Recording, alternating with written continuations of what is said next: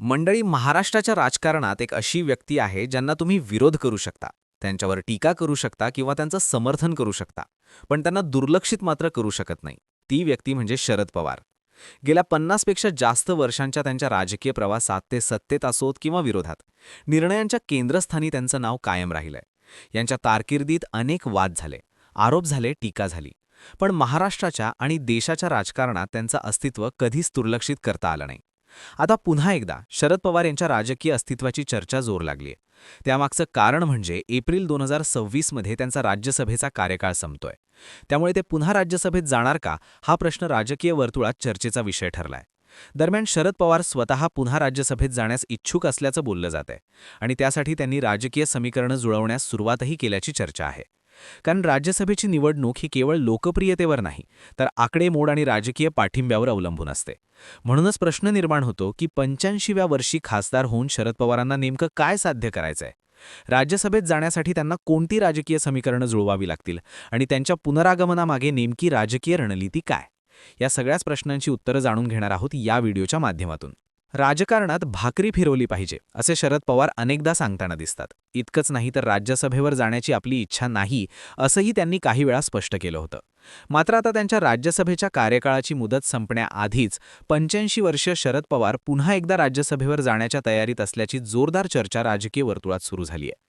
निवडणूक आयोगानं नुकतीच राज्यसभेच्या रिक्त होणाऱ्या जागांसाठी निवडणुकीची घोषणा केली आहे. एप्रिल 2026 मध्ये राज्यसभेच्या काही सदस्यांचा कार्यकाळ संपत असल्यानं ही निवडणूक पार पडणार आहे.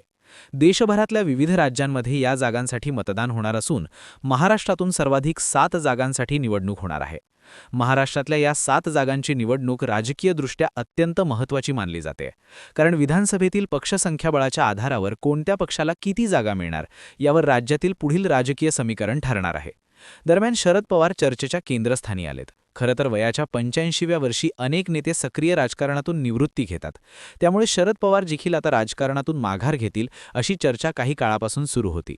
मात्र राज्यातील बदललेली राजकीय परिस्थिती आणि पवार कुटुंबातील घडामोडींमुळे ही शक्यता आता दूर गेल्याचं दिसतंय. पवार कुटुंबातील महत्त्वाचा आधार मानले जाणारे अजित पवार यांच्या अकाली निधनानंतर राज्याच्या राजकारणात मोठी पोकळी निर्माण झाली. अजित पवार हे पवार कुटुंबाचे प्रमुख वारसदार मानले जात होते. त्यांच्या निधनानंतर दोन्ही राष्ट्रवादी काँग्रेस गट पुन्हा एकत्र येतील आणि पक्षाची सगळी सूत्र शरद पवार यांच्या हाती येतील अशी शक्यता व्यक्त केली जात होती. मात्र शरद पवार यांची इच्छा असतानाही अजित पवार यांच्या गटानं स्वतंत्र अस्तित्व कायम ठेवण्याचा निर्णय घेतला. त्यामुळे पवार कुटुंबातील फूट कायम राहिली आणि शरद पवार यांना राजकीयदृष्ट्या मोठा धक्का बसला. या परिस्थितीत पवार कुटुंबाचं आणि त्यांच्या गटाचं राजकीय अस्तित्व टिकून ठेवण्यासाठी शरद पवार यांना सक्रिय राजकारणात राहणं आवश्यक झालंय. याच कारणामुळे ते पुन्हा राज्यसभेत जाण्याच्या तयारीत असल्याचं बोललं जातंय. कारण राज्यसभा ही केवळ संसदेतलं एक सभागृह नाही, तर राष्ट्रीय राजकारणात प्रभाव कायम ठेवण्याचं महत्त्वाचं व्यासपीठ आहे. राजकीय वर्तुळात अशीही चर्चा आहे की महाविकास आघाडी शरद पवार यांना राज्यसभेसाठी पाठिंबा देऊ शकते, कारण शरद पवार हे महाविकास आघाडीचे सगळ्यात अनुभवी आणि प्रभावी नेते मानले जातात. त्यांच्या उपस्थितीमुळे आघाडीची मतं एकत्र राहण्यास मदत होईल आणि केंद्रात भाजप विरोधी गटाला एक मजबूत नेतृत्व मिळू शकतं. तसंच काही राजकीय विश्लेषकांच्या मते शरद पवार यांचा राज्यसभा निवडणूक लढवण्याचा निर्णय हा केवळ खासदार होण्यासाठी नाही, तर अजित पवार गटावर नैतिक आणि राजकीय दबाव निर्माण करण्यासाठी असू शकतो. दोन्ही राष्ट्रवादी काँग्रेस गटांच्या संभाव्य एकत्रीकरणाच्या पार्श्वभूमीवर दिल्लीतील आपलं राजकीय पॉवर सेंटर मजबूत ठेवण्याची ही रणनीती असल्याचं म्हटलं जातंय. कारण जर दोन्ही गट भविष्यात एकत्र आले तर पक्षाचं नेतृत्व आणि संसदेतील नियंत्रण आपल्या हातातच राहावं, हा शरद पवार यांचा प्रयत्न असू शकतो. त्याचबरोबर जर त्यांनी याच टप्प्यावर राजकारणातून माघार घेतली तर त्यांच्या गटासाठी सत्तेची समीकरणं जुळवणं अधिक कठीण होऊ शकतं. म्हणूनच वयाच्या 85व्या वर्षी शरद पवार पुन्हा राज्यसभेत जाण्यासाठी प्रयत्न करत असल्याची चर्चा केवळ एका निवडणुकीपुरती मर्यादित नसून ती त्यांच्या राजकीय वर्चस्व आणि प्रभावाचं अस्तित्व टिकवण्याची एक मोठी रणनीती मानली जाते. पण मंडळी, शरद पवार यांना राज्यसभेवर निवडून जायचं असलं तर सत्ता समीकरण कसं जुळवावं लागेल यावर देखील एक नजर टाकूयात. महाराष्ट्र विधानसभेतील ताकद पाहता भारतीय जनता पक्ष सगळ्यात मोठा पक्ष आहे.